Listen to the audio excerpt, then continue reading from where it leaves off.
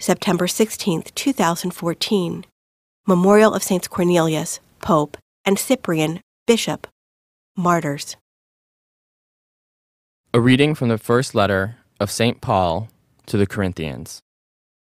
Brothers and sisters, as a body is one, though it has many parts, and all the parts of the body, though many, are one body, so also Christ.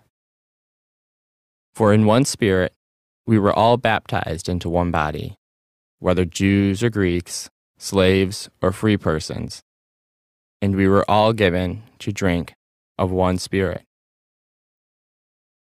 Now the body is not a single part, but many. Now you are Christ's body, and individually parts of it.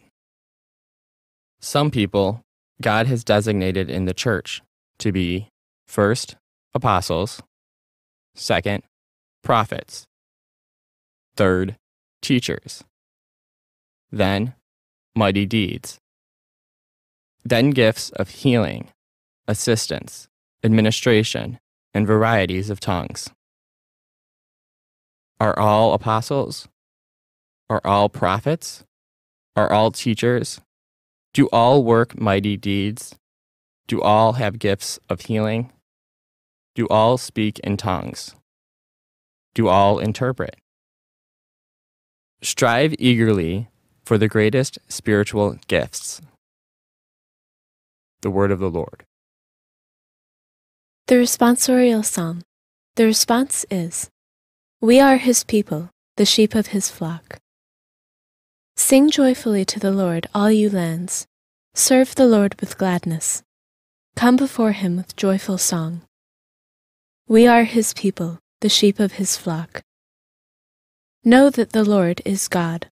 He made us, his we are, his people, the flock he tends. We are his people, the sheep of his flock. Enter his gates with thanksgiving, his courts with praise. Give thanks to him, bless his name. We are his people, the sheep of his flock. For he is good, the Lord, whose kindness endures forever, and his faithfulness to all generations. We are his people, the sheep of his flock. A reading from the Holy Gospel according to Luke. Jesus journeyed to a city called Nain, and his disciples and a large crowd accompanied him.